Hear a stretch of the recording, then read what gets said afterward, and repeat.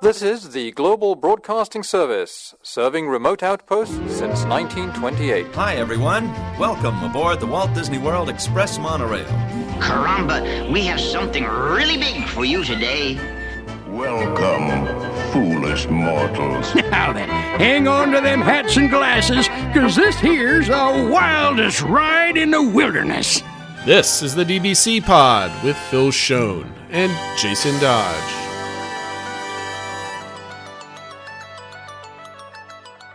Hey everybody, welcome to this week's pod. This is the show for the week of January 9th, 2023. This week is a dining-focused show. We're finally going to go over our top 3 places that we ate a month ago at Walt Disney World.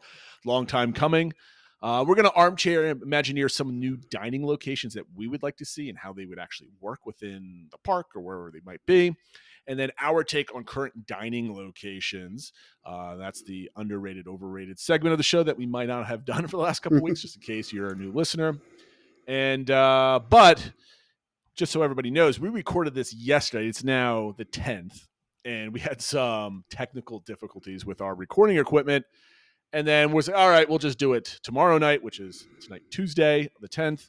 And a whole bunch of news came out today. And I guess it's just lucky that this was the week we had technical issues. We Right. picked a good week to have technical issues. So what happened, Phil? What happened today? So before we were reporting on a tease that Disney put out about that everyone was speculating was referring to the opening date for Tron at the Magic Kingdom. Well, they put out another tease today and then just flat out announced what it was going to be after I guess everyone was guessing wrong a little bit. We were missing a key element to the first clue they put out, but they did officially announce now that Tron Light Cycle Run will open at Magic Kingdom on April 4th. That'll be the official opening, and that they've also said there will be previews for cast members and pass holders and DVC and stuff like that, but they haven't announced those dates yet. Well, I mean, yes, we got the Tron opening. The clue originally was a very bad clue. I don't see anybody getting that. I mean, it was kind of silly. I mean, when somebody Scott Gustin posted, I guess we should have been looking at the clue, and he highlighted a bunch of things like that. I would have never gotten that. No, I mean, the key was they spelt here's the clue, and they spelt it CLU all in capitals, and that kind of pointed to where you should look. It probably should have tipped us off that they spelt the clue wrong, but yeah, I don't know. I mean, that's the first thing I looked at, but I'm like, Yeah. Okay, but I don't know. To me, anyway, I mean, you would have had to piece it together. Anyway, we got it, right? It's April 4th instead of April 28th. It makes a little sense. It makes a little bit better sense. So it's not another whole month with Splash being down. So it's both basically February and March that there's going to be kind of not a major attraction open in the park. So it's end of January 20th, I think it is, that Splash goes down. So you have pretty much all of February and most of March. Yep. So that was the first bit of news. So okay, great. It wasn't big news because we knew it was going to be April, but now it's definitive. But then some other stuff started rolling. Yeah, so then it started. Some news got posted about some updates for the nighttime spectaculars at Walt Disney World. Obviously, these were things we knew were going to happen, but we didn't know exactly when, and we didn't know all the details. But first, it was announced that Happily Ever After will be returning to the Magic Kingdom, and also Epcot Forever will be returning to Epcot, both on April 3rd. So Crazy. That's going to be a busy week with those coming April 3rd, and then Tron opening April 4th. They also announced Happily Ever After appears to be the same show. The only thing they mentioned was that there would be the addition of the Main Street projections like there were for Enchantment. And then it also got posted, the person who's, I guess, the lead designer behind these projections is Anna Beltran, who is the person that did the additions that were made to Enchantment at the beginning of it that had Walt Disney and stuff like that. So, which were great. Yes. So I have that made me feel good that hopefully the Main Street projections for Happily Ever After are as well done as that was. I've got a lot of things to say. First, congratulations on your projection for 2023. You win on that one. 2, same exact show, which is great. So obviously it's not going to be the new anthem. So this is going to be like a holdover type of thing, I would imagine. And then they're going to, I guess, update it magically at some point with the new version. 3, I love the idea of redoing the projections on Main Street because the projections on Main Street weren't very good with Enchantment. It was kind of just like random colors and things jumping around. Yeah, you see occasional characters and stuff like that. It was more just like you were kind of inside, colors and things like that. It wasn't It wasn't even as good as some of the stuff that had been done previously at Disneyland. Right. And again, I was never on Main Street for Enchantment. I did the dessert party and I was at the train station looking at, so I wasn't enveloped in it, but Yeah. I don't think I was missing much. I mean, obviously I've seen all the videos from that point of view. So I'm happy with that. I hope that they're a little bit more clear. They add a little bit more to the show. It's like something to be like, oh, I want to watch this tonight. Because I thought originally we were like, I'm going to be on Main Street. I want to have all these different vantage points. Yeah. But that never came to be. Yeah, the big thing that I was hoping from adding those projections was that it wouldn't be as mission critical to be, perfect view of Cinderella's castle and right in the hub. But at least for Enchantment, it didn't add enough that it was like, that's all right. I'll be way back in Main Street and still get as good of a show. It definitely wasn't the same. So we'll see how much it is. As for the changes, one of the administrators over at WDW Magic said there are changes in the show, but they're very minimal. And it said most people will consider it to be the same show apart from serious fans. So I think somebody else joked, like, of course, there'll be threads started with people, pointing out every little difference. And that's why it ruined the show. But I think I'd be pretty interested. Much the same show. I mean, I'd be interested to see what the differences are. I would like to see if I can find them all. But yeah, my guess is in some of like the me. crowd scene, like the scenes where they have a bunch of characters on, maybe they'll add a character or something like that. Yeah, it's great. I mean, all these shows, if Happily Ever After had like, let's say, a 20-year run, I would hope that they update it with like new characters and new kind of like, I don't know, just new little tiny additions that are maybe easy to add because it's just like animation you already have, like where everything's kind of being placed. So not that this really surprised me that it's coming back. It was a good guess. And once the 50th rolled away in March, the new one come in, you predicted it. And I think I told you that was probably the safe prediction. And I was kind of going out. I might be half right with the new edition of Happily Ever After coming later in the year. So I might get like, partial credit or whatever for that. What I did not guess is the harmonious ending with all the barges being removed. So why don't you move on to that one? Yes, that's the last point that was announced. So the last performance of Harmonious will be April 2nd, and that they will start a phased removal of what they refer to as the fireworks platforms following that final performance on April 2nd. But Scott Gustin has confirmed, just to be certain, that by fireworks platforms, they mean the barges. So those barges that people were, a lot of people had issues with, during the day being out, they will definitely be gone. And everything I've read from rumors and kind of insiders is that the show that's in the works, still fairly early for the permanent show to replace it, is not going to be using permanent barges or, anything like that, that it'll be much more like, Illuminations was, where they bring things out for the fireworks and whatever other effects they're doing. Second, congratulations to you on the prediction of the barges being removed fairly early and everything on this. I think you did predict that, right? Like, I don't know if I said April 3rd, but I think I said May or like earlier, that they were just like, okay, we want to wash our hands of this and get it done. So they're starting very early. So I haven't been home all day. So I've been following this on my phone and in Discord because I was at a client doing kind of some installation stuff for real world stuff. So was it confirmed that the barge is going to start being removed on April 3rd or by April 3rd? So it just says they're going to be removed following the final performance on April 2nd. So it doesn't actually mean that they're necessarily April 3rd they're starting, but I mean, reading the tea leaves, it seems like they want to get rid of this stuff. So how long will the removal process be? Do you think that's like a week-long process? Is that a month? I would say a month tops. I think it'll probably be a couple weeks. I think it'll be more than a week, just because there's a number of them, and they have to take them back to the same area and stuff like that. But I think maybe 2 to 3 weeks.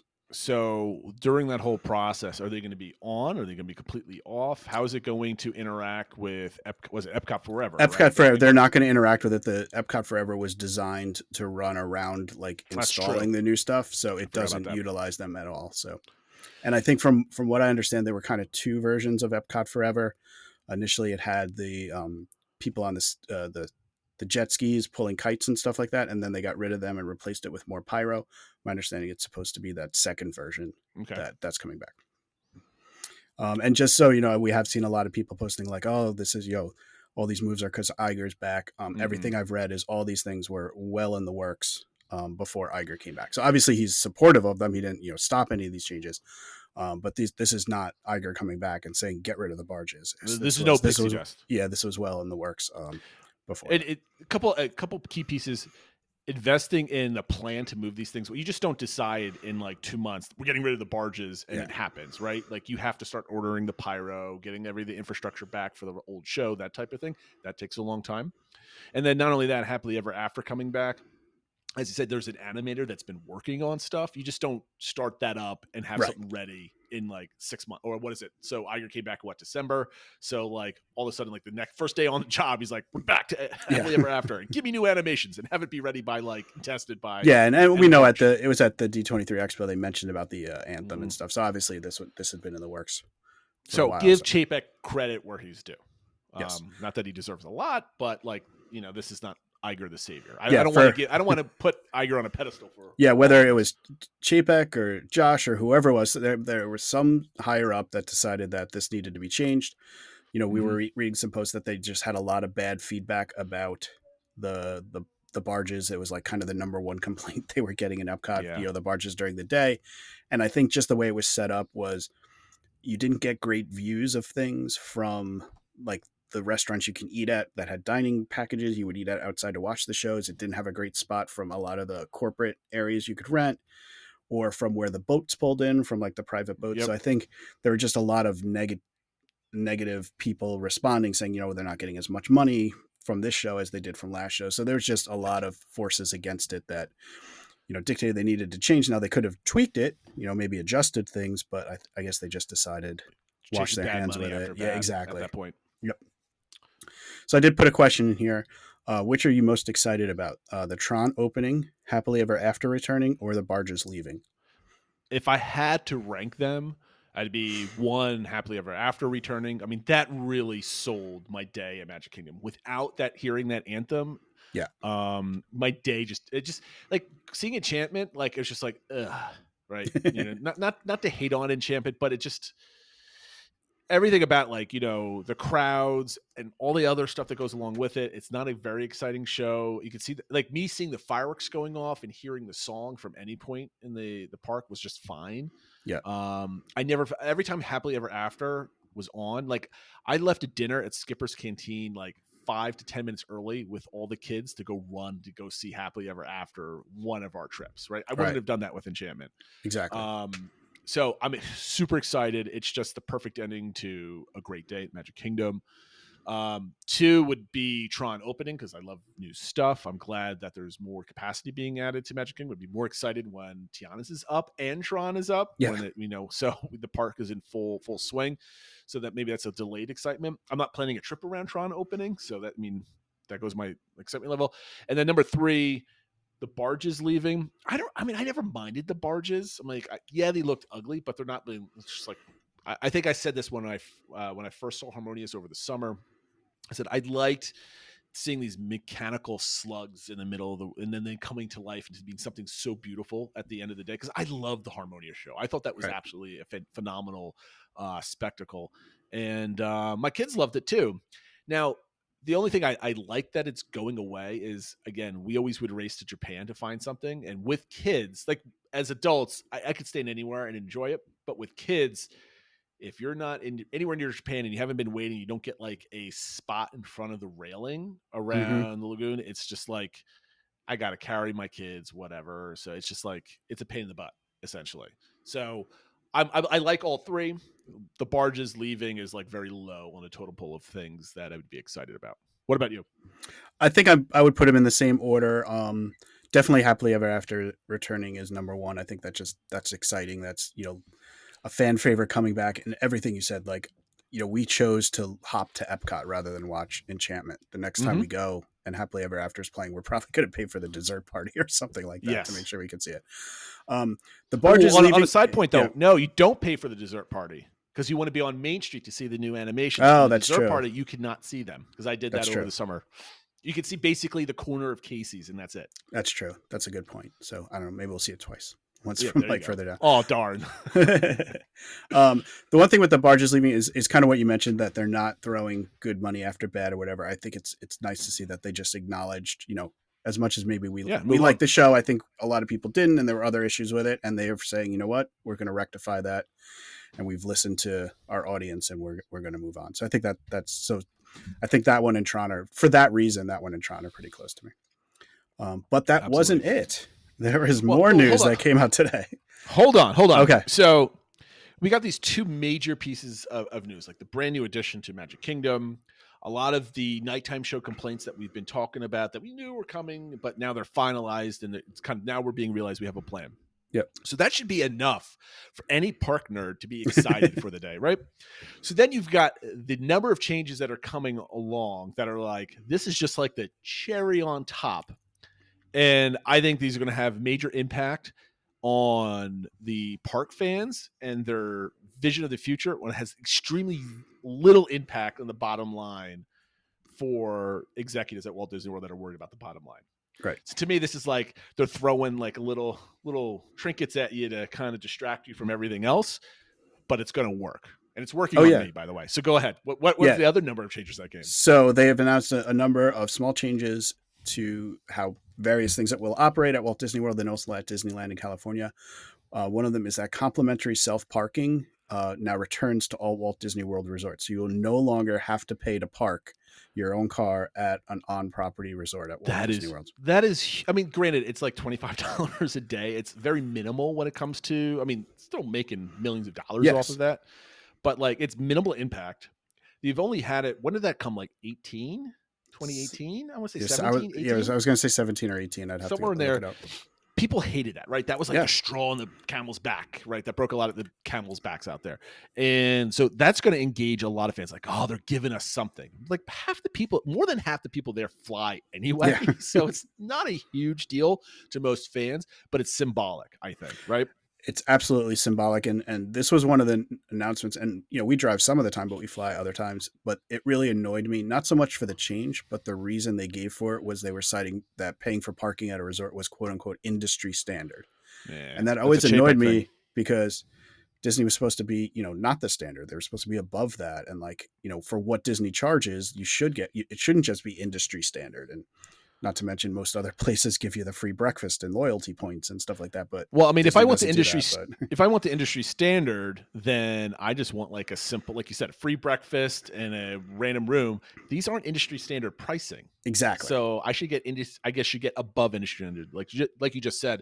And that's a big thing. So I want to dive like to the second level of this. So this was obviously implemented by Chapek way back when he was head of parks. Yep. And the whole industry standard thing, it was his language. I mean, just recently, right before he was let go, he was talking about, what was it, like fluctuating pricing and getting reservations and all this other stuff. Like, this is industry standard. This is industry standard. Like he talked about wanting to run the company like he could run any other company, but because of the crazy fans, they get all up in arms when I want to do things that would be normal at other companies.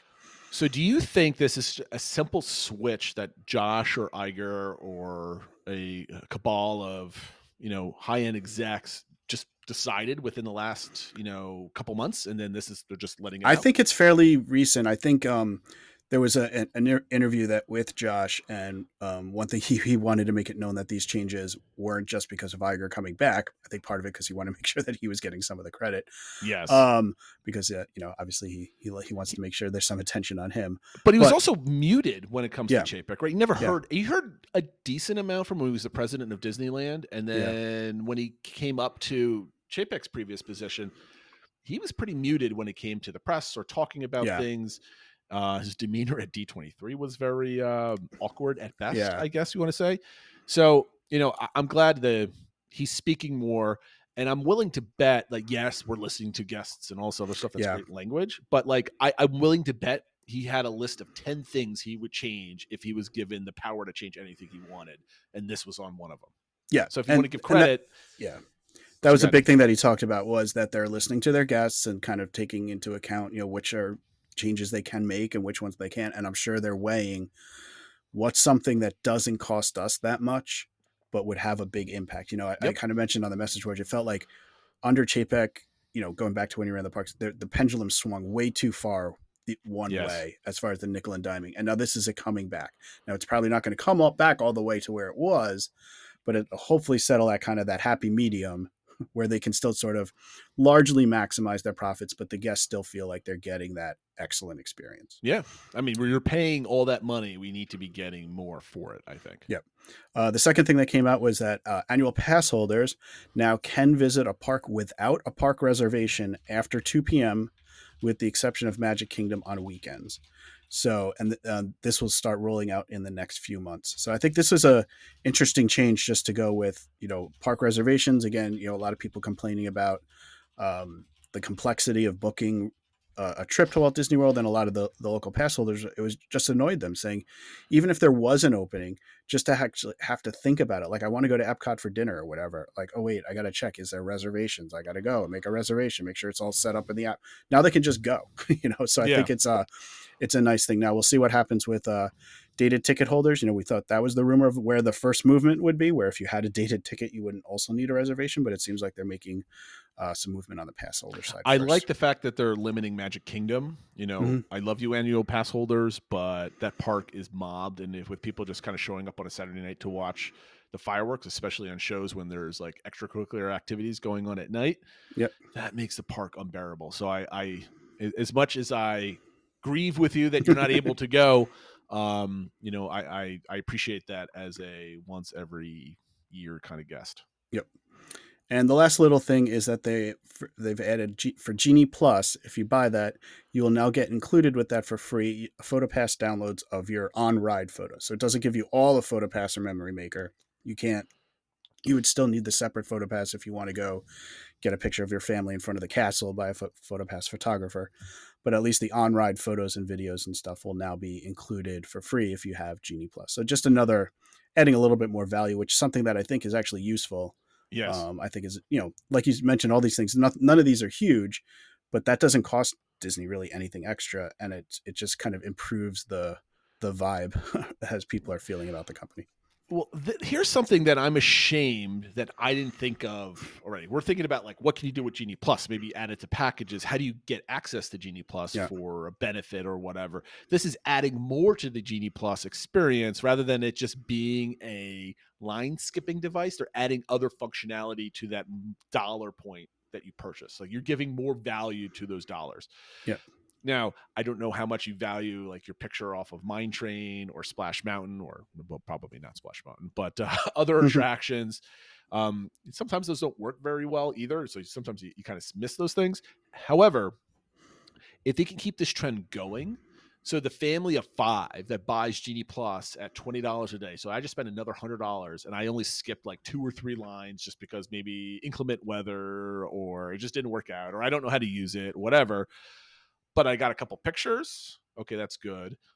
I would like them to see adding more things to get with Genie Plus. Make Genie Plus not a line skipping tool, but like, that membership thing that they were talking about a long time ago. Maybe this is a vehicle for some of those benefits. So maybe I spend, I don't know, $300 a year and I get Disney Plus membership. I get like Genie Plus every time I go to the parks. I don't know. I mean, that seems very cheap, but like you get all these things kind of like a Prime membership, but like maybe you get discounted snacks, or you get like a free snack on your birthday, or I don't know, any number of like little things like that.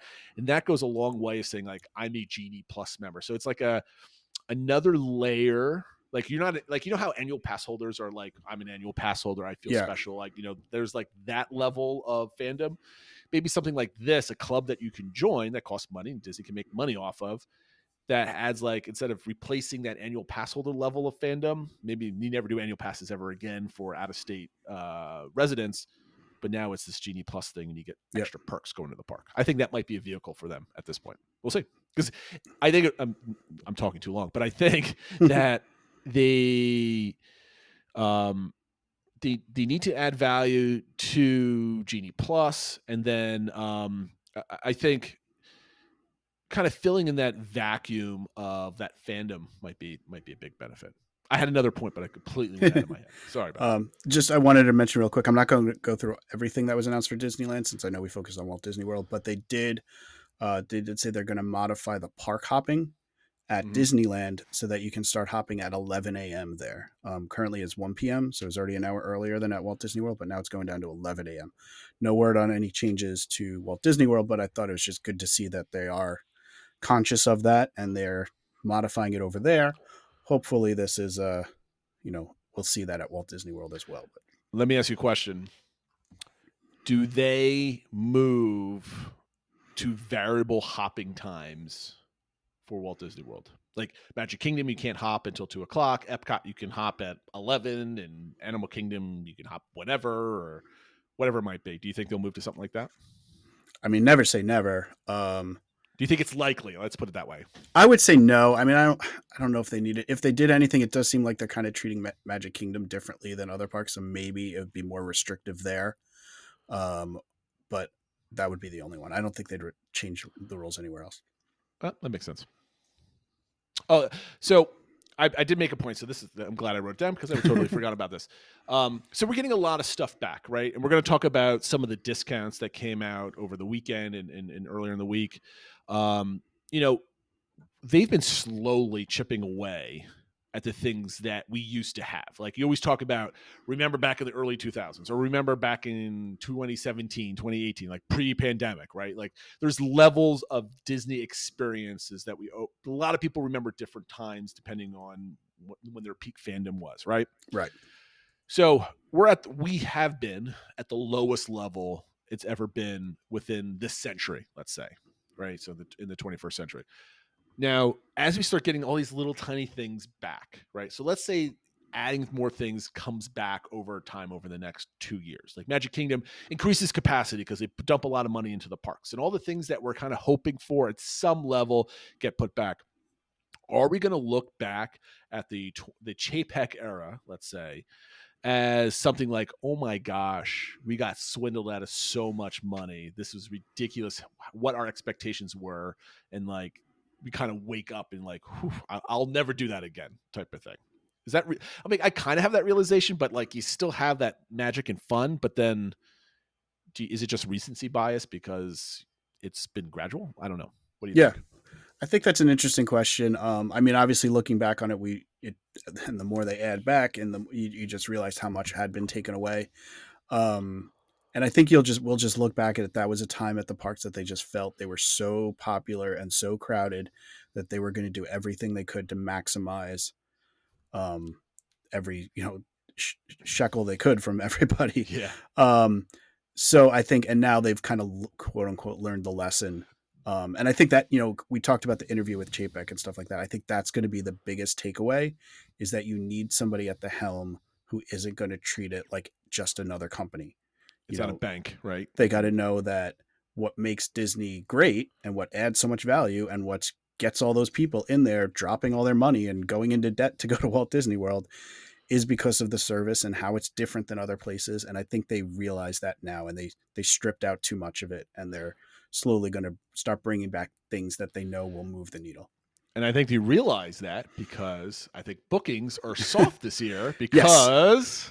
Yeah, so we're definitely hearing rumblings that bookings are soft for the summer and even for spring break. So we thought this was going to be our big news topic, but spring and summer discounts have been released, a variety of formats. There is the kind of the more traditional room discounts, which they have pass holder room discounts, and they actually just came out today. Florida resident discount, it's basically the same as the pass holder room discount, and then just a general any guest discount.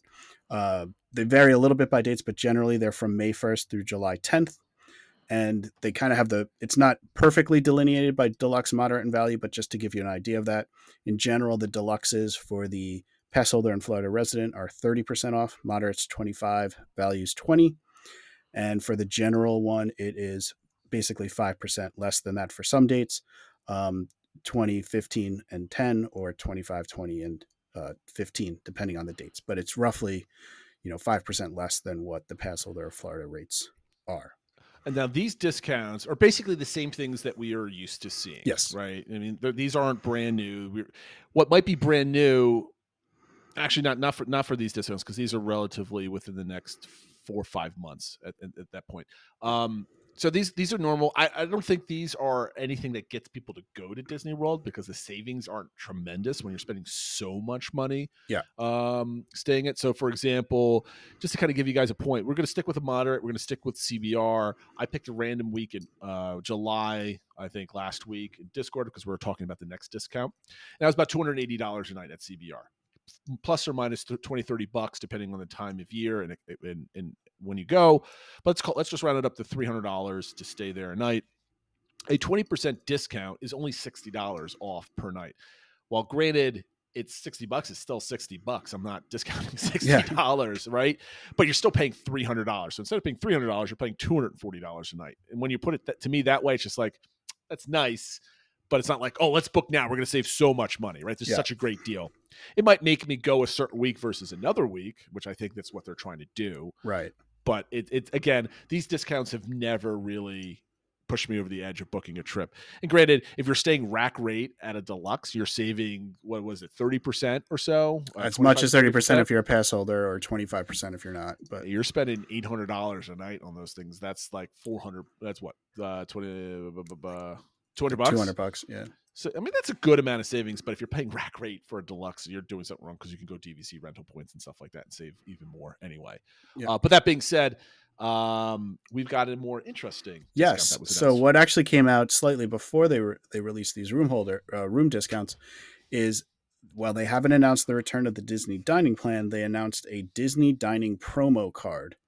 And this is will cover dates from July. June 25th is the earliest date, and it's running through as late as September 14th. So pretty much covering the entire summer. Depending on the dates there, the values of what you get is a little bit different. But instead of giving you like the dining plan, like they had in free dining, where everyone in the room would get a dining plan for each day there, they're giving you a gift card that can be used at pretty much any dining venue or kiosk or quick service or whatever to use towards food on your trip. And so it is per room, not per person. So it doesn't matter if you have one person in there or 5 people. But in general, depending on the dates, the deluxe, you're either getting 150 or 125 a night. Moderate, you're getting 100 or 75. And at values, you're getting 50 or 35. So, that's using your CBR example. If you're staying at most of the dates, it would be $100 off your $280 room. Now it's $180. And all of a sudden that looks a little bit more attractive and a little bit more reasonable for maybe 30 planning it. Yeah. I mean, it's basically a 33% discount at that point, and that looks pretty good. Especially if I shove 5 of my family of 5 in there. I mean, that $100 is not going a long way to feed all of us all day long. But I look at it as a room discount at that point. Or because my family of 5 is definitely spending $100 a day anyway on food. Anyway, so we're just getting that back. It's like a discount off the total I'm spending. Where that might not be helpful. Well, what it might. Because I listened to the Disney Dish this morning that came out yesterday, and they were mentioning that there might be soft on sit-down experiences at the parks, and ADRs might be soft, or people where it's so expensive, instead of going to a sit-down, they're going from sit-down to quick service. And if you're doing quick service, you're doing quick service to bring your own or kind of shopping and then eating back at your room, whatever, or packing sandwiches to bring to the parks, those type of things. So they're trying to give people some extra money, like, oh, let's go to that sit down because we've got this bonus cash. For me, I would just do the same thing, whatever I was going to do normally, and just pocket that money elsewhere. But the point being is, I think that we were partially right in our predictions that there's going to be a dining credit promo incentive or something this year. And 2, the more interesting thing I think with this offer is the time frame. You could book this all the way through mid-September. Yeah. And again, Len Testa brought this up on his show too, is you in January, you were never getting offers that extended all the way into Q3 for the year. Right. And I think that's really interesting and speaks to the potential softness of what they expect summer and going into the fall. Because typically they would come in batches, like the room discount one, which kind of covers just second quarter, right? It's going from May to the beginning of July. Usually it's about 4 or 6 months out that you're getting those discounts. So I find that very interesting. And I'm interested in seeing if this softness continues, what other discounts are we going to see? Because there's none of these discounts is having me go back and staying on site and having a full another like December trip, like the every once a year December trip. I'm not going to spend that money going back again this year. But if all of a sudden they offered like maybe you pay rack rate, but maybe the tickets are heavily discounted or the rooms are, I mean, there's some kind of like book 4 nights, get 3 tickets free type of thing. That significantly reduces. Because I think if I recall from our first recording of the show, you still have to pay for like 5 days worth of tickets or 4 days worth of tickets. Yeah, that's one thing we did mention for the Disney. I think the room discount ones, it doesn't matter if you're staying 1 night or 5 nights or whatever.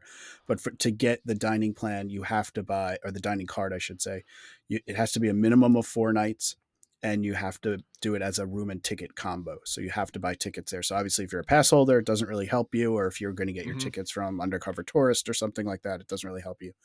So you do have to buy it as a package. And 4 nights of tickets is what basically 4. So it's like I have to buy 20 days worth of tickets. If I'm going for 4 days, times 5, that's 20. That's 20 tickets that I have to buy. 20 times 100 and I don't know, $20. On average, at least 100, right? Because they come a little cheaper, as you get. But still, I'm spending over $2,000 just to go into the parks every day. That's not something that's going to make me want to go down. That's like, after I just went on a big vacation. Yeah. I think what it does, though, is for the family that was maybe on the fence. And I think this combined with some of the other things we were talking about, just changing the vibe and how people feel about Disney and how feel about making that all of a sudden like, oh, so they're making some changes and I'm going to get this. Oh, and there's a discount where I can actually save some on the room. Now, all of a sudden that trip that I was like, maybe, but not really super excited to book. Now maybe I'm more excited to book and I'm going to book it. Or you're feeling good about because it landed on the time you were going and you're getting some extra stuff. And that, I mean, we have people in Discord saying, oh, I'm going that time already. And that just saved me $700 or just saved me $300. That's always a great thing to get out of the blue. It makes you really great about your vacation coming up. And like you said, if you had, we were always saying feeling a little negative, it's making me less excited to spend tons on dining or something. Well, now I feel a little bit better about maybe booking an extra character meal or, depending on where the discounts fall, like, oh, I'll just do a value, whatever. Since now I'm more excited. Maybe I'll do that moderate because it's, not that much more now than the value and stuff like that. Or staying an extra day. Right? Or, I mean, there's a lot of different things that you end up doing with some of these discounts. So it's just kind of nice to change the narrative, I think, and the feelings about things. I was like in between cycle testing today at work. I'm like, oh, what's going on discount? Oh, Tron's announced. And then all of a sudden I'm in the news section on Discord. I'm like scrolling down, I'm like, discount? Opening. Happily ever after. What? No more parking fees. I'm like, wow. I mean, no more parking fees. That would have saved me like $250 my last trip. I want that. I want to call up and says, I want my money back. They would say, no, you can't have that, sir. Thank you. But no, I think a lot of these things, you can just tell the tone in Discord. People were talking, they were engaged, and they were like excited about the next trip. They're like, oh, we're finally turning the corner. We're actually going to see some great stuff. So Disney needs to take this momentum in their fandom, right? Yep. And it's going to carry the narrative is going to carry on to like the Wall Streets and the Bloombergs of the world. And that's just going to get out more, right? It starts with the fandom people going crazy about it. And it's just going to kind of perpetuate and spiral upward with good news. But I think they need to follow up with some other announcements where they're changing some things. Like the trams are coming back. And then there's some more transportation to and from the airport type of stuff. Maybe there's like discounts. Maybe they partner with like, maybe minivans are going to the airport or something, or they're going to announce that. Other types of discounts, and then maybe stretching it all the way into Destination D where they start announcing some really cool things for the parks. And that will just kind of capstone, the year for Disney, kind of that would be like basically the end of their fiscal year, kind of rounding it out type of thing. All right. So that does it. Maybe I'll just end it though with a quote that I saw our friend Matt Pato said, today was a good day for a Disney Parks fan. So absolutely. Good way of putting it. And that's the news. And it was 40 minutes long. Yeah. So I think yesterday the news clocked out like 20, 25 minutes. If that. But now it was the whole show. So we have to put these things in, Phil. We can't skip the top 3 again. We've got Armchair top 3 and Our Takes. Do you want to keep doing them in the same order, or do you want to keep going? Let's just keep going, and we'll try to be quick with things. Okay, let's go. So, our takes. So, go So ahead. this is set it up, Phil. our takes for new listeners. Our takes it means for overrated, underrated, or properly rated. We will list our choice for each of those for a topic, and today's topic is dining experiences at Walt Disney World. So not basing it just on the food, but just the overall experience that you get. Which do we feel are overrated, properly rated, or underrated? And I will start with my overrated. And then Jason, you could give your overrated, but my overrated is Be Our Guest restaurant in Magic Kingdom. And the reason I gave it overrated was that while it's a really cool experience, and if you've never done it, I certainly think it's worth doing once, but it's just really big and loud. At times it feels like almost like a cafeteria, people running around, very noisy. And it's just not as like upscale or fancy, or just doesn't provide an experience worth that matches the price point and the kind of the difficulty, and at least in the past it was to get a reservation there. So it's not like a terrible thing. Like I said, I think it's worth doing once, but I think it's overrated for what some people talk about. I mean, I think I can agree. I mean, back in, oh gosh, I guess it's, when did they change to a prefix menu for dinner? Was that 2018? I want to Around say, then, yeah. right?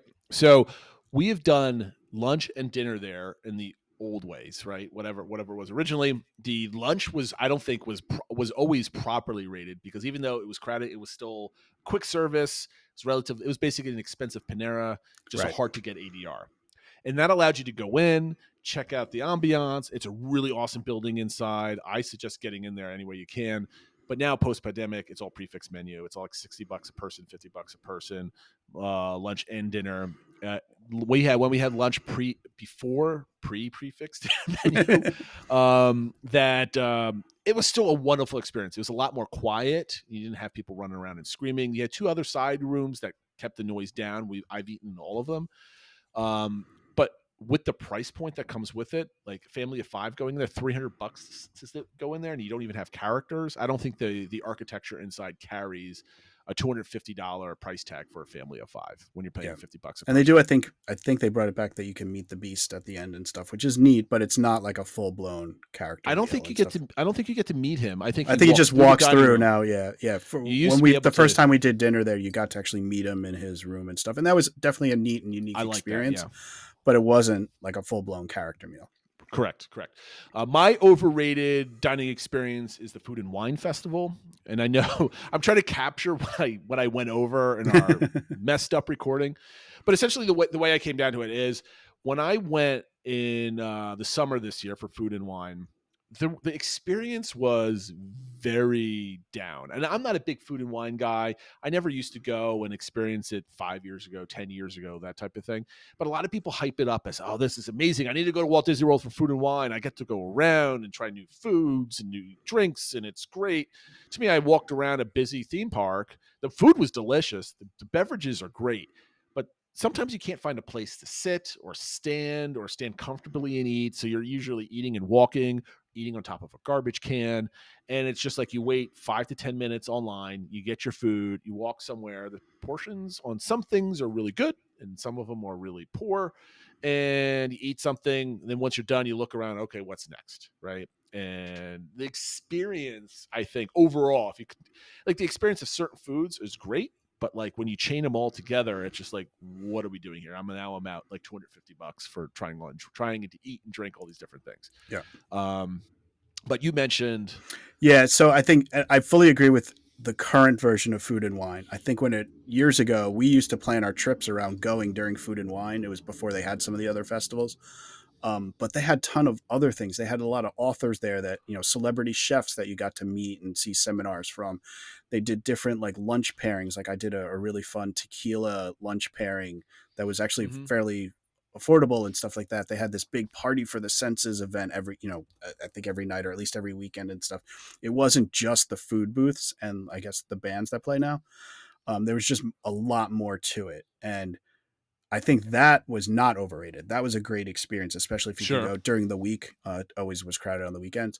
But what it's now is definitely a shell of what it used to be. So, we're just talking about bringing things back. Hopefully they bring back some of those seminars and extra things to this year's Food and Wine, but I guess we'll see.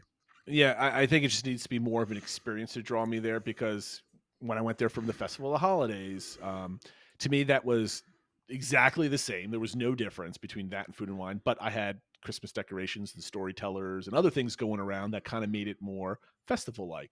And this Exactly. time, Food and Wine was just like, there's just more areas to sell you things, and that was basically it. I didn't learn anything, or there was nobody there like teaching or not teaching me, but like, this is this food. This is, there should be somebody at each booth describing what's on the menu at every single point, that type of thing. Anyway, let's get on to properly rated. I'll do mine first this time. Mine is Hoop-de-Doo Review.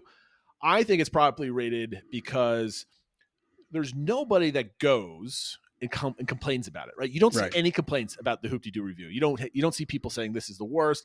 I'm not too sure. You don't see anybody calling it overrated. You don't see anybody calling it underrated either.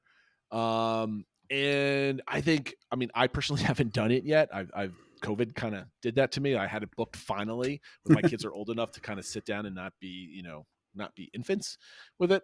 But you just don't hear anybody complaining about it, and the people that love it aren't like uber raving about it. Like there's no like, well, there's probably could be, but there's no prevalent cadre of like Hoop-de-Doo fans that are going around like screaming at like any minor change. That kind of like, there's no like happily ever after fan, or there's no Wishes group that like, oh my god, you touch Wishes, how dare you. There's just like people that really love Hoop-de-Doo. They go to it, and that's basically it, and they love it. And I think, and they kind of tell everybody about it. You need to go, type of thing. So I think that's why it's properly rated. And Okay. what is your properly rated? My properly rated is Cinderella's Royal Table. I kind of compared and contrast this to Be Our Guest, where I thought that was overrated and not really worth it at this price point, beyond doing maybe once just to see the inside. I think Cinderella's Royal Table is totally worth it. I think the food is better than a lot of people say it is. I mean, it's not Michelin star rated food, but we've enjoyed every meal we've had there. They just announced that the princesses are coming back, so it's now a full character meal again. You're eating in the castle, like the castle, Cinderella's castle in the middle of the park, the ultimate icon of a Disney park. And it's a really fun and unique experience, and I think it's worth the money. Now it's not cheap, so it's not necessarily something you're going to do every single trip, but we do it every couple of years, and every time I go there, yeah, the bill's high, but I think that was worth it. So I'm not going to say it's underrated necessarily, because it's not a must do every single trip or anything like that. But I think sometimes people look down on it too much because they the quality of the food or whatever. But I think it's the pendulum swung too far the other way, and so I think it's better than what some people say, and so I think it's properly rated. So the way I kind of put this, which when I originally saw your entry here, I'm like, huh. I would typically either put it overrated or underrated, which makes it properly rated. Yeah, I mean, maybe that's how I was thinking about it too. Because like it's underrated because you're eating in the castle, right? Because I got to tell people like, yeah, it's just like, well, we eat in the castle, but it's so expensive. It's like, no, you don't understand how awesome it is to go into the castle and eat inside and look in the back of Fantasyland through the stained glass windows. It is overrated when you look at the price and you just get to meet Cinderella and that's all you get, and it's $80 a person. So, but to me, I was like, if you're okay with spending the money, you have to do it at least once. And I think that's the general vibe most people give it. So properly rated is probably good. So hopping from my properly rated to your underrated. Yeah, so my underrated is what you listed as your properly rated. I still think Hoop-de-Doo is underrated. I do, and I think it's specifically for people that haven't done it yet. I think when you're looking at it, you're like, oh, well, it's kind of a hassle to get to, and it's like, okay, it's this kind of like old timey show, and you eat like fried chicken and stuff. Like, okay, and which is kind of how I looked at it before we did it. Yep. And then we did it, and I was like, this is so much fun. The kids had a blast. The food's like really good. It's all you can eat and includes like all you can eat beer and wine and stuff. And the show's just really, really fun, and they're so like talented and stuff like that. So I think it's one of those maybe underappreciated by people that haven't done it, is a better word than underrated. But I just feel like if you've done it, you're like, oh yeah, you get it. And if you haven't done it, you haven't necessarily got it. And so I think it's a little underrated, where it doesn't get as talked about as like Cinderella's Royal Table and stuff like that. That's an excellent caveat when it comes to people that have not done it before. If you are a big parks nerd or Disney fan and you haven't done it, like for me, that's the camp that I'm in. That's properly rated because I know all about it, right? I've heard all the rave reviews. I'm there with it. But if you're like a new guest that's either dipping their toe in Disney parks fandom or haven't gone before, you can look at this, like you said, on the website and be like, why do I have to go all the way over to the campgrounds and check it out? Like, I don't want to go over there. It's fine, whatever. So for that reasoning, you're right. It's kind of like a hidden gem of Disney World. It's the longest running dinner show in the country, and there's a reason why it's been going on forever since, it's really fun. So I think that's an excellent point. My underrated dining experience, and this is something I've talked about plenty of times on the show, so this should not surprise anybody, but Skipper's Canteen in Magic Kingdom. And the only reason why I think it's underrated is A, it's always an easy to get ADR. It's never that busy. 2, a lot of people will say the food choices at the Magic Kingdom aren't very good because they're thinking Crystal Palace, they're thinking Casey's. I mean, Casey's is not a dining wonder, everybody. Yes, I know it's great, but come on, it's a giant hot dog. And all the other, there's Magic Kingdom's not known for food, but Skipper Canteen has an excellent menu. It's not crowded inside. The theming inside is very good, and the service there is quite excellent. And I think now, it used to sell beer because now it's beer and wine that you can get in there. And I think they have a couple cocktails as well now. Right, that's what I was getting to. Yeah, so it's a kind of like an underrated spot to go, kind of have a nice meal. It's right in the bridge between coming into Adventureland and hitting the magic carpets. It's never crowded. I want to say gathering around it. Like, it's never hard to get an ADR for it. You know how Crystal Palace is it's just thousands of strollers and people waiting to get in. You go in there, you can sit in a nice shaded vestibule area and usually wait to go in, and it's nice and pleasant.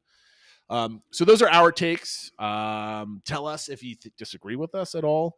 But why don't you give them our social media, and then we'll get to our topic of the day.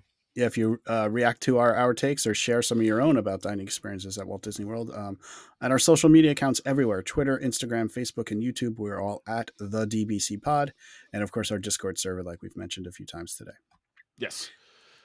So what is this is your topic. So what you said. So the topic of today is kind of building off the whole Disney dining experience, and we are going to armchair our own new dining experiences that we would like to see added. That kind of came to me, because we were talking about other dining things, but also that Woody's Barbecue Roundup is nearing completion.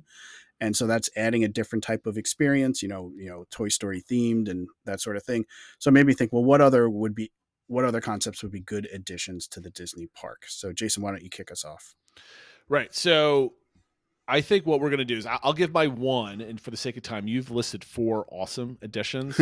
I think maybe we should give 2 so we can get on to our top 3, because we can't put off the top 3 another week. Okay. So mine is Alice in Wonderland themed. So the way I have it set up is it is both a ride and a restaurant in one.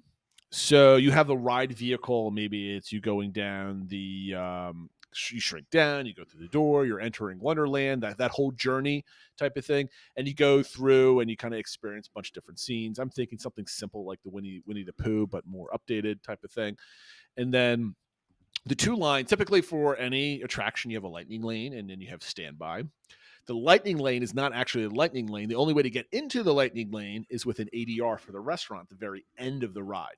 Of course, there's going to be other entrances for people that have to race in or DAS or anything else like that. And then regular people are not eating there or going to standby. They ride the ride, they get off. There's a whole maybe gift shop type of thing, whatever it might be. And then inside of the restaurant, so at the end, you are now in Wonderland and you go into the restaurant. And if you can envision a large space where everybody's table is basically a cubicle, right? And they're all screens. So the way I envision it is if you recall from the ride, Mickey Minnie's Runaway Railway, the scene where you kind of go down the waterfall, you kind of go into this little niche area. Remy's has also when you're kind of going through the back walls and you kind of go into different screen areas, similar to that type of experience. And at the end of the table, hits the screen, and then you can see the extended table, and then maybe the Mad Hatter sitting at the end, or maybe there's some effects with steam coming out from the Tea Party, that type of thing. And you've got screens on the left and right. So if you're always going to be, you're never sitting at the head of the table, you're going to be sitting on the sides. So you're going to be able to see screens behind people, and maybe there's some stuff going around. maybe maybe it's not as tight, so you're not claustrophobic. But again, you're at the Mad Tatter's table. You're using some screen technology to kind of give you a nice experience.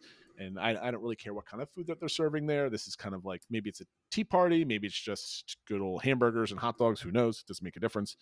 And then that's it. And then when you leave, maybe you meet Alice, maybe you meet the Mad Hatter. Maybe it's like kind of like the Evil Queen at Artist Point, where she doesn't walk around or anything. It's just kind of at the exit. You get your picture taken, and then you can go about your way. And I think that would be really cool.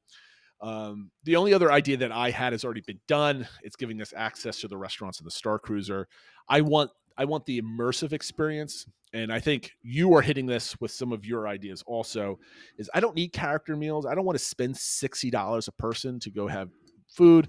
You can have a nice simple fare, but I want the environment that I'm eating my meal to be really cool and surrounded by some fun things that might be a little bit pricier to set up and build, but to execute, it's just your decor, right? So that's kind of stuff that I want to.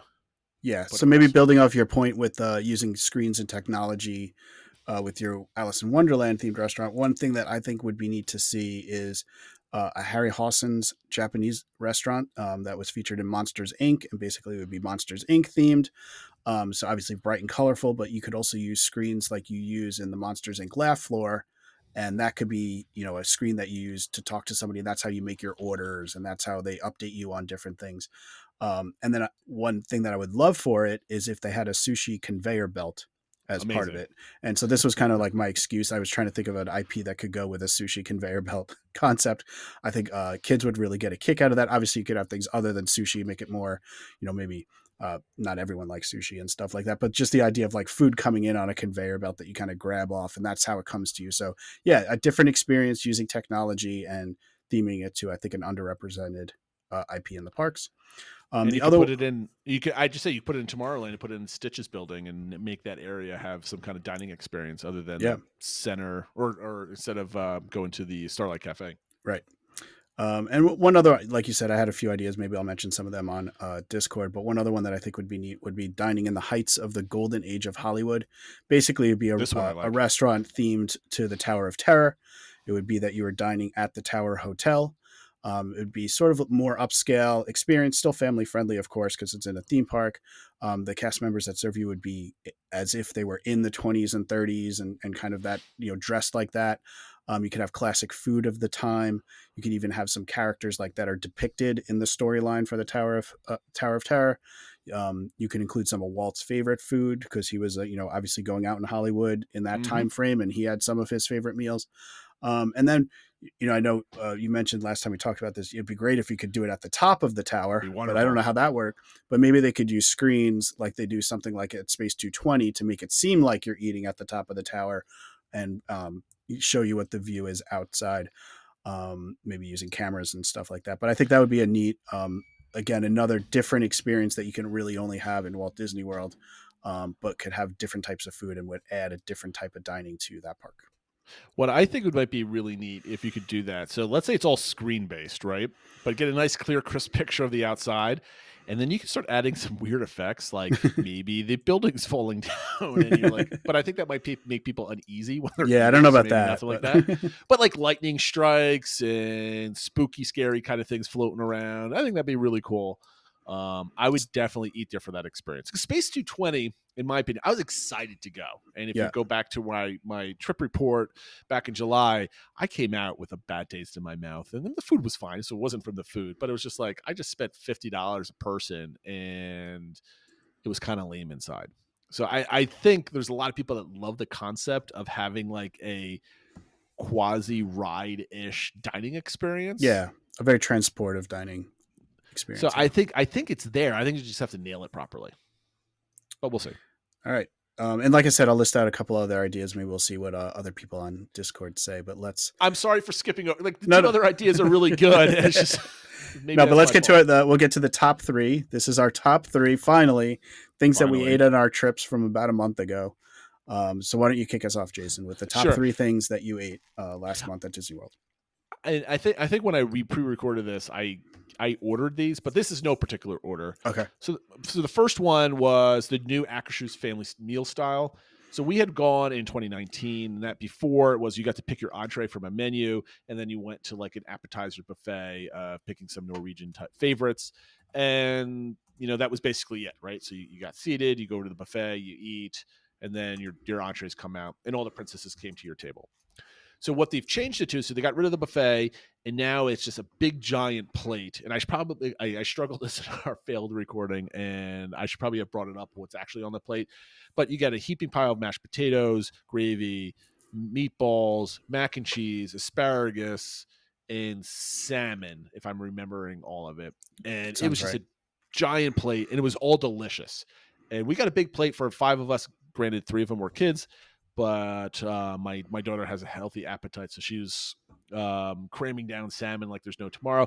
And I was hesitant. I'm like, can I have more of this? And but I'm like, I have to, because like it's family style. So, and before I even could ask, the server came over, and all the wait staff was absolutely excellent, and he was talking about some of the food from his Norwegian home. He was Norwegian. And he was like, would you like any more salmon? He brought a big giant plate of more salmon over. And he's like, brought more bowls of mac and cheese for my other young ones so they can kind of eat that. And it was just like, it was absolutely wonderful. It comes with like a salad course, super salad, and then there was also a bread service, like a Norwegian kind of like bread and butter type of thing, which is actually really good too. Again, I don't know if the value is there for $60 a head because it's a character meal also. But I would, if you have daughters that are princess fans, there's no other place where you can get to meet all the princesses all in one. So once in a lifetime type of thing, I think it's definitely worth it. I won't be going back because I don't want to spend the money on it to go back and do it. So I'm happy that we did do it, and I don't feel remorseful in that sense. But the food was excellent. Number 2, if you're on Discord, you might have caught my second day Magic Kingdom video that I made, and I have like a 2-minute video of my kids eating these things. And it was absolutely great. So after we actually met on Peter Pan, we left, and the kids were hungry. I wanted a cup of coffee, so I was like, "All right, where are we going to go?" And then I remembered Fire Nook has some breakfast stuff, so we went over there. My wife and youngest went to go meet Tiana. So it was me, my son, and my oldest daughter. We were housing the Fire Nook like egg and cheese and bacon on a croissant, and it comes with tots in it. So typically, I think if you're going to order this type of breakfast combo, maybe you kind of get like a small sandwich, and like when you go to like Dunkin' or somewhere else where they have like a small bag of tots Yeah. that you can buy for like $1.50 or $2. This was like a cardboard tray with a giant sandwich, and just somebody had a scoop and just dump tots in it. It wasn't like in a dish where it's like quantity controlled or anything else. It was just like a nice heaping pile of tots that fed me and 2 kids. And me personally, I was full. My 2 kids were full, and it was absolutely delicious. And I never really expect this from a quick service meal at Disney World. Like things are typically portioned. Like you get like your hamburger from the Starlight Cafe, and it's like you get a pile of fries that's like a good quantity of fries, but it's not heaping. Like the tater tots were heaping. So that's what stood out to me. So that's a good value. And it was only like $8 or $9 too, which was pretty good. And the last but not least was Tusker House Buffet. It's finally back from its family style reintroduction after COVID, and now it's back to the buffet. There's no other buffet on property, I think, that you get quite a selection of different flavors and foods, and it's absolutely phenomenal. Even if you don't like the African or maybe with some kind of like Indian flavor, like curry, that type of thing, they still have plenty of different salads. They have plenty of different breads and spreads, hummus. They have like a meat carving station, but they have a wide variety of other vegetarian type foods, different meats and sauces, different ways to do like curry chicken, a couple different soups that they were serving. And it's all different flavors that, to me, if I'm spending the money, again, $50-$60 a person to meet all the characters, Mickey, Minnie, Goofy, Donald, Daisy, that I felt good because I was trying food that I wouldn't get, let's say Crystal Palace, where it was just like, cheese and crackers and like chicken and mac and cheese, like stuff I could get like anywhere. This was stuff that's like force you to have maybe something a little bit you've never tried before. So thumbs up to Tusker House. The food is quite excellent. I think it's the best buffet on property, in my opinion. So At least in the 3. parks, I would say, for sure. Yep. Yes, for sure. So mine first, when we first put this list together, I had included a few items I really liked from the International Festival of the Holidays, but since that festival is no longer going on. It's I'll over. just list them out as honorable mentions. The two favorite things were the pernil, which is the mojo pork that was at the Nahubuena Cochina Holiday Kitchen. And then I also really like the New Year's celebration soba that was at the Shiwasu Holiday Kitchen. But my main three that I picked are the pork shank braised pork that was at Sanaa. I had never gotten that before, but when we got the meal to go, our friends, the guy, he picked that, and then we all kind of got to try a little bit of everything. It was excellent. It was one of the best pieces of meat I've ever had. Came with black-eyed peas and a pickled mustard sauce and stuff like that. So usually we always go with a lot of the same thing at Sanaa, so I was glad to try something new. So if you haven't tried that and you're looking for something new at Sanaa, give that one a shot.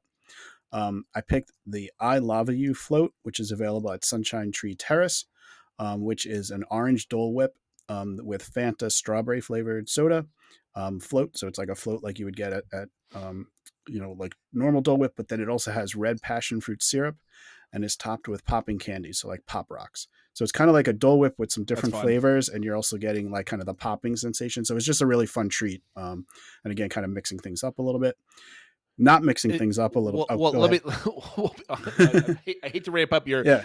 Cancel your rep. Is this available all the time at Sunshine Tree Terrace, or is so this it's been there for a while? Thing? It's not like a permanent thing, but it's been there for a while. I know, at least for a year or so. Oh, okay. So it's like it's not just. It wasn't like just for the holidays or something like that. Gotcha. Okay. And then my last one is an old standby, but I say we went to Satuli Canteen, and every time I go there, I'm thinking I'm going to order something different, and then I always wind up getting the chili spice crispy fried tofu bowl. It's just so good. No matter, usually I get it with the rice and the creamy herb dressing and stuff like that, but everything in there is good.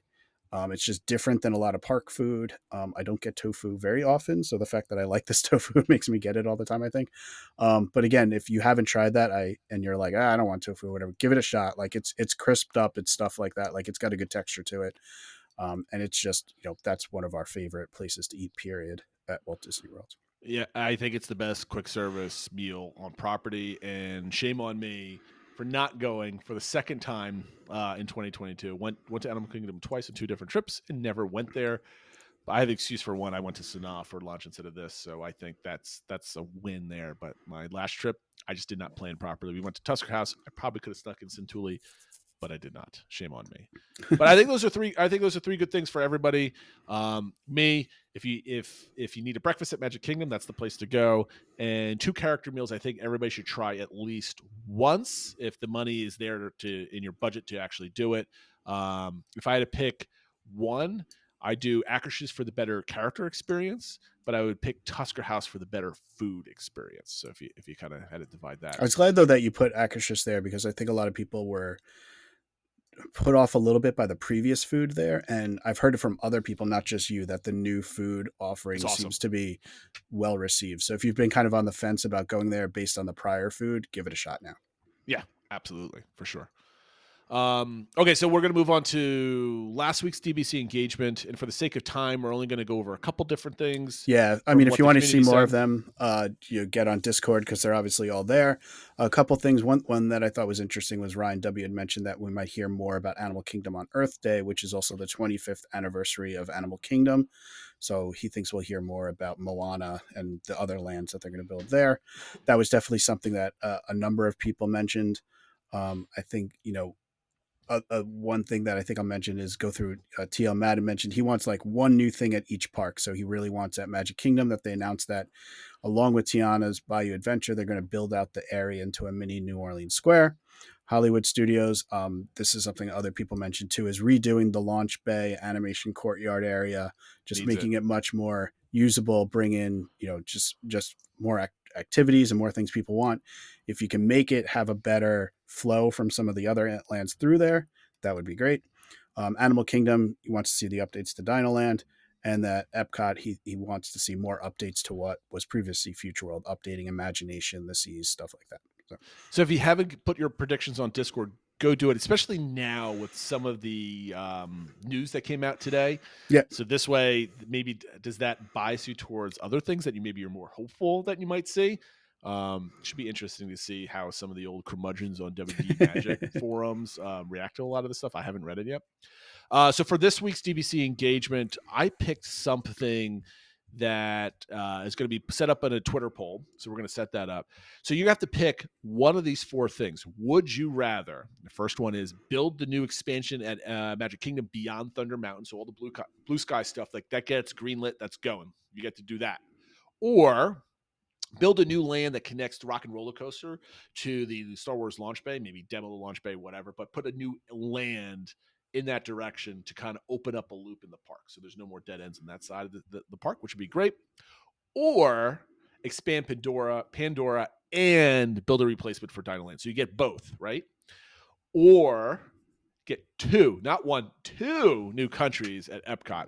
And I think this is important because it's not just you get one little country and that's it. You get two. So you get a major expansion to the World Showcase. So each one, I hope I put on a level with each other so we can get some interesting kind of levels. And we'll talk about both this. I already have ideas on how I kind of want to talk about this and why. Phil, if you had to predict which one would win, which one are you predicting to win right now? We're in the prediction game now. Yeah. So my vote, I I've had another day to think about it, but I still think people are going to vote for the two countries in Epcot. That's something that constantly people are hoping get announced at any D23 expo or convention or anything like that, a new country to Epcot. So I think that'll be a popular choice. I think that one comes in second place to Magic Kingdom because anytime there's a change to Magic Kingdom, people are going to vote Magic Kingdom changes, I think.